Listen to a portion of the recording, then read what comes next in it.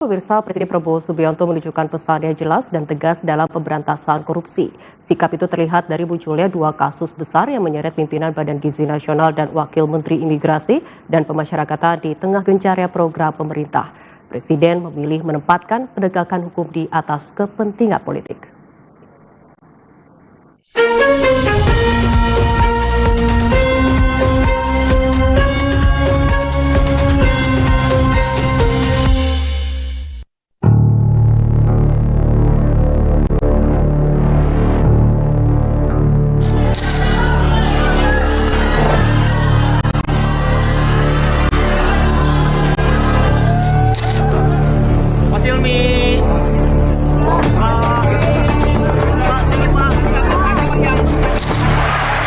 BPKP, KPK semua penegak hukum harus kita perkuat, karena saya tidak mau NKRI dilecehkan. Saya tidak mau bahwa pemerintah Republik Indonesia tidak dihormati. Saya tidak mau uang rakyat dicuri. Saya tidak mau uang rakyat dicuri.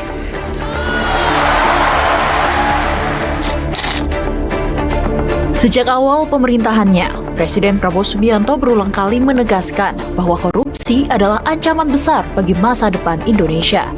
Pesan itu kini diuji, bukan kepada lawan politik, bukan pula kepada pihak di luar pemerintahan, melainkan kepada orang-orang yang berada di dalam lingkaran kekuasaan itu sendiri. Seperti beberapa hari lalu, Kejaksaan Agung mengungkap dugaan korupsi dalam program makan bergizi gratis yang menyeret mantan Kepala Badan Gizi Nasional Dadan Hidayana dan dua wakilnya, Sony Sanjaya serta Ludwig Kusum, yang telah ditetapkan sebagai tersangka terkait dugaan penyimpangan pengelolaan dan pengadaan program makan bergizi gratis. Program yang digadang-gadang menjadi investasi besar bagi generasi masa depan itu justru diduga disusupi praktik penyalahgunaan wewenang. Namun yang menarik, tidak terlihat upaya menahan atau menghambat proses hukum. Istana justru mengambil langkah tegas dengan mengganti seluruh pelaku dari jabatannya.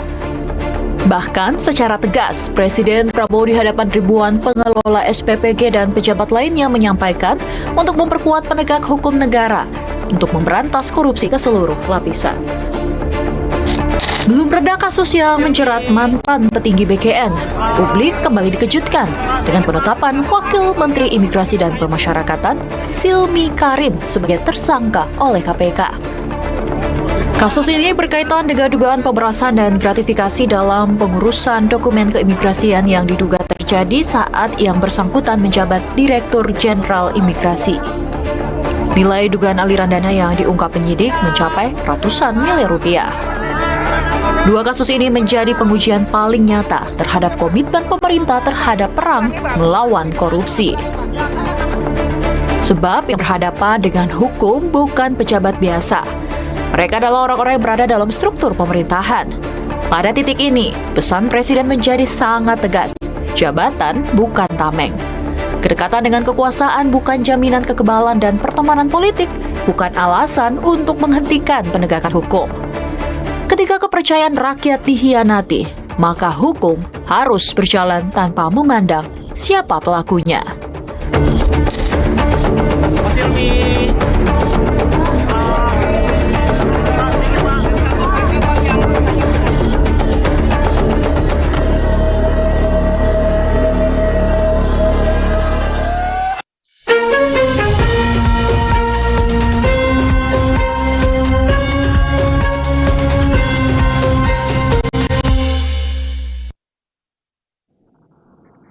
Dan pemirsa, Indonesia kembali dikejutkan dengan keputusan Presiden Prabowo, di mana sang presiden menunjukkan ketegasan pada sejumlah pejabat yang terseret hukum maupun yang menjadi bagian dari evaluasi pemerintah.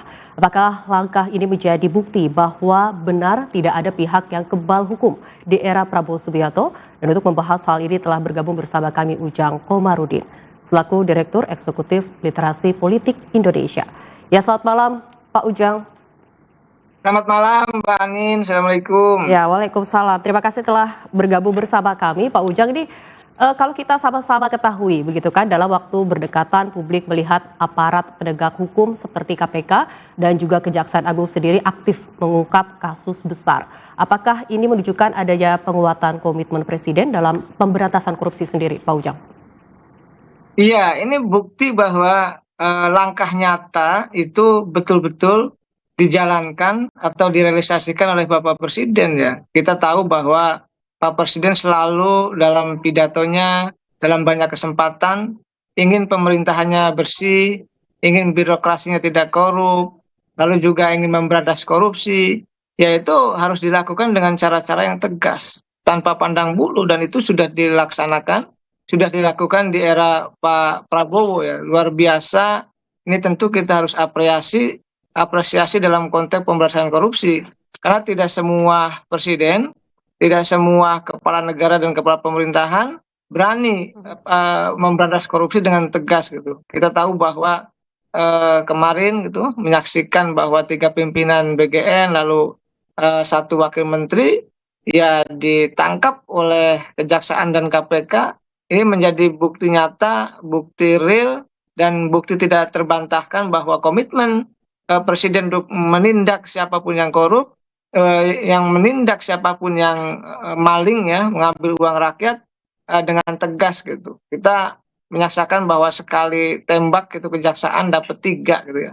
Dan sekali tembak juga bagaimana wakil menteri kena juga ya, ditangkap oleh KPK.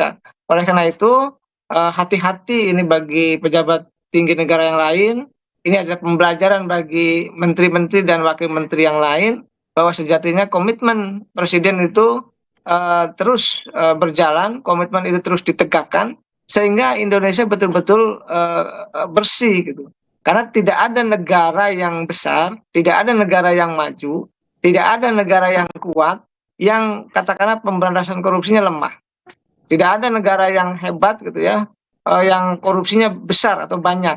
Oleh karena itu, tadi kita semua rakyat Indonesia mengapresiasi tindakan yang dilakukan oleh penegak hukum di bawah kepemimpinan Pak Presiden yang berani secara tegas tadi ya menyikat siapapun yang bersalah atau yang diduga melakukan tindakan korupsi. Iya, Pak Ujang, ini tapi dalam kacamata Anda sendiri, apa sebenarnya celah terjadinya korupsi sendiri yang menyeret tidak hanya di level bawah tetapi sampai level tertinggi begitu? Ya, saya banyak meneliti ya, membaca dan mengamati bahwa tingkah pola korupsi itu banyak variabel ya, banyak faktor. Ya, salah satu faktor yang paling penting adalah adanya niat ya, lalu juga adanya kesempatan. Kita tahu bahwa BGN itu kan lembaga baru gitu, dan di situ uangnya besar gitu. Tadi program mulia di BGN yaitu makan bergizi gratis yang sejatinya uang itu digunakan untuk kepentingan memberi makan yang bergizi kepada anak-anak Indonesia, tetapi tadi diselewengkan ya, diambil, dimaling oleh katakanlah oknum-oknum petinggi ex BGN yang lalu. Ini artinya ada niat, ada kesempatan, dan dalam konteks tertentu ya tentu tanda kutip ya ada keserakahan. Karena apa? Karena kita tahu bahwa yang korupsi itu orang-orang yang mampu, yang korupsi itu orang-orang yang sudah punya uang, yang korupsi juga banyak orang-orang yang sudah katakanlah tingkat kesejahteraannya juga tinggi dibandingkan masyarakat yang lain. Jadi saya melihat itu yang terjadi di kita. Tetapi memang yang keempat itu saya melihat ada tindakan hukum atau hukuman yang ringan. Oleh karena itu Pak Presiden itu kan komitmennya menyeluruh ya. Bagaimana gaji hakim itu 300% naik gitu. Bagaimana juga hakim juga mesti berbenah gitu. Nah, dalam konteks itu saya melihat ya kalau Indonesia ingin berbenah ya semua penegak hukum termasuk peradilan juga harus betul-betul bersih. Nah, tindakan-tindakan koruptif itu tentu melukai rakyat Indonesia, melukai publik. Karena di saat masyarakat katakanlah masih banyak yang miskin, masih banyak yang belum bisa makan gitu. Di saat itu pula mereka tadi ya melakukan tindakan-tindakan korup itu. Dan kita menyaksikan juga bahwa mohon maaf ya, bahwa hukuman di kita masih ringan, jadi korupsi itu dianggap ya hal biasa, dianggap juga tidak memalukan. Padahal kita tahu bahwa tindakan korupsi adalah tindakan yang luar biasa, yang harus kita sama-sama kita tolak, yang harus kita sama-sama berantas, yang harus kita sama-sama hilangkan di Indonesia ini. Jangan lupa, korupsi ini adalah penyakit kita semua, penyakit bangsa Indonesia ini, dan salah satu penyakit itu ya suka tidak suka harus kita dukung pemberantasan korupsi agar Indonesia bisa bersih dari penyakit-penyakit korupsi yang dilakukan oknum-oknum pejabat kita begitu. Pak Ujang, ini meski mendapat apresiasi gitu, tentunya masih ada juga pertanyaan publik soal objektivitas penegakan hukum. Lalu bagaimana sebenarnya Presiden sendiri memastikan bahwa penegakan hukum ini benar-benar berjalan tanpa tebang pilih atau hanya menyasar kasus-kasus tertentu saja yang menjadi sorotan publik? Ya, saya yakin tidak ya. Saya yakin konsisten, tidak pandang pilih ya, tidak tebang pilih gitu. Tidak milih-milih siapa yang harus ditangkap gitu. Di mana di situ ada korupsi, ada bukti tindakan pidananya, ya pasti penegak hukum akan menindak. Kita tahu bahwa Pak Presiden membentuk Satgas PKH gitu. Bahwa Pak Presiden juga menginginkan ekspor ya dilakukan oleh satu pintu BUMN. Itu kan untuk menghilangkan katakanlah kecurangan-kecurangan ataupun korupsi-korupsi yang ada yang dilakukan oleh oknum-oknum ya di masa lalu yang sekarang masih terus merugikan bangsa ini. Oleh karena itu saya melihat tindakan Pak Presiden ini ya harus kita dukung. Tidak ada presiden yang seberani ini gitu loh, menangkap dengan katakanlah cepat penegak hukumnya gitu ya, membuktikan bahwa Pak Presiden komitmen apa yang diucapkannya, apa yang dipidatokannya itu betul-betul direalisasikan dalam kenyataan.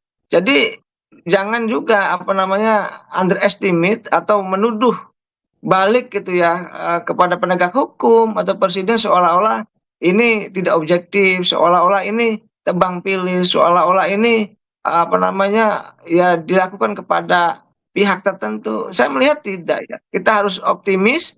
Kita harus yakin bahwa kalau Indonesia bersih, kita serahkan kepada Presiden untuk menindak katakanlah siapapun ya, dari para pembantunya, baik menteri maupun wakil menteri, kepala badan, wakil kepala badan, atau pejabat yang lain, ya untuk ditangkap KPK atau kejaksaan, ataupun oleh kepolisian ketika mereka betul-betul melakukan dugaan tindak pidana korupsi. Pak Ujang, namun kan pemberantasan korupsi ini tentu tidak hanya soal penindakan begitu ya. Lalu apakah langkah Presiden saat ini sudah cukupkah untuk membangun budaya anti korupsi sendiri atau masih dibutuhkan terobosan lainnya mungkin? Ya, belum cukup ya. Masyarakat butuh bukti lebih serius lagi, lebih nyata lagi, lebih konkret lagi, lebih besar lagi. Karena tadi penyakit korupsi di negara ini begitu akut ya, begitu luar biasa, maka harus ada tindakan-tindakan yang luar biasa juga dari Pak Presiden melalui penegakan hukum yang dilakukan katakanlah oleh para penegak hukum agar memang para pejabat kita tidak berani lagi korupsi. Karena korupsi ini sudah pada level yang darurat, yang gawat, yang itu bisa meruntuhkan Indonesia, yang itu bisa memiskinkan Indonesia, yang itu bisa katakanlah Indonesia tidak dihargai atau tidak dihormati seperti yang disampaikan oleh Bapak Presiden di negara lain. Karena tadi dianggap banyak korupsinya, dianggap banyak malingnya, dianggap dibiarkan saja.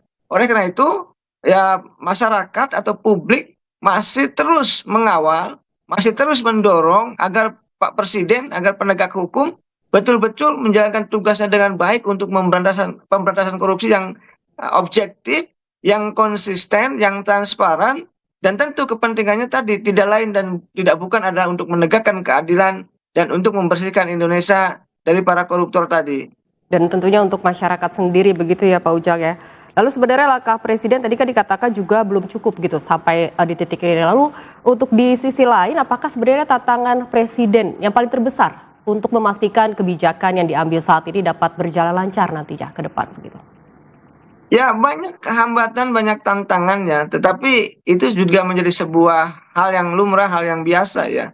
Ya, tantangannya mungkin ada, mohon maaf ya, lingkaran-lingkaran presiden atau teman-teman Pak Presiden yang katakanlah diduga melakukan tindakan korupsi kan itu. Ya, itu kan Pak Presiden sudah pidato sendiri ya, tidak tega gitu ya, prihatin gitu terkait dengan kejadian-kejadian penangkapan itu. Tetapi apa boleh buat? Hukum ya hukum, orang dekat siapapun, orang di sekelilingnya siapapun, katakanlah kalaupun ada keluarganya yang melakukan tindakan korup, ya harus disikat, harus dibabat. Karena itu adalah bagian daripada komitmen kebangsaan, komitmen kenegaraan, komitmen keindonesiaan dari Bapak Presiden untuk melihat Indonesia yang betul-betul bersih, yang betul-betul korupsinya bisa diminimalisir. Kita malu menjadi negara Indonesia yang korupsinya masih tinggi, masih besar. Betul. Oleh karena itu untuk pembuktian agar ke depan Indonesia bersih, ya tadi komitmen Bapak Presiden itu betul-betul didorong terus, digalakkan terus untuk menindak siapapun yang korup di antara para pejabat-pejabat negara. Pak Ujang, ini kan masyarakat tentu ingin melihat ukuran keberhasilan yang konkret. Tadi dikatakan juga bahwa harus tetap konsisten begitu ya. Lalu ini indikator apa sebenarnya yang paling tepat dan dapat dilihat masyarakat sendiri? Atau untuk sekedar mengukur konsistensi menilai keseriusan pemerintah dalam pemberantasan korupsi ke depannya? Ada kuantitas dan ada kualitas ya. Tentu untuk mengukurnya gitu, untuk menilai, menguji ya seberapa banyak, seberapa besar gitu, seberapa tinggi katakanlah intensitas katakanlah penindakan atau penangkapan kepada koruptor atau orang atau oknum yang dianggap atau diduga korupsi. Itu menjadi penting. Ukurannya kan kuantitas itu. Seberapa banyak itu. Karena kalau misalkan masyarakat melihat ada isu gitu ya, korupsi dibiarkan atau yang ditangkap cuma itu aja atau sedikit, ya itu ya masyarakat meragukan katakanlah penegakan hukum itu. Yang kedua tentu saya melihat kualitas ya. Bagaimana misalkan ketika kasus hukum atau kasus tindak pidana korupsi itu masuk ke pengadilan, apakah hukumannya ringan gitu, apakah hukumannya sebentar gitu, apa hukumannya tidak berkeadilan atau menguntungkan pada oknum koruptor, itu menjadi ukuran juga loh. Seandainya misalkan ada oknum ditangkap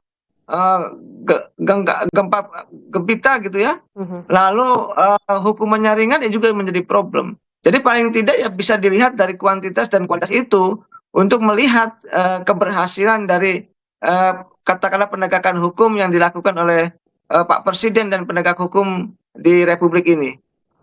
Baik Pak Uja, tentunya ini yang terpenting bukan hanya banyaknya kasus yang diungkap berarti ya, tetapi juga konsistensinya dan berkelanjutan upaya pemberantasan korupsi itu sendiri nanti ke depannya. Baik Pak Uja, terima kasih atas waktunya telah bergabung bersama kami untuk membahas hal ini. Sama-sama Mbak Anin, Assalamualaikum. Waalaikumsalam.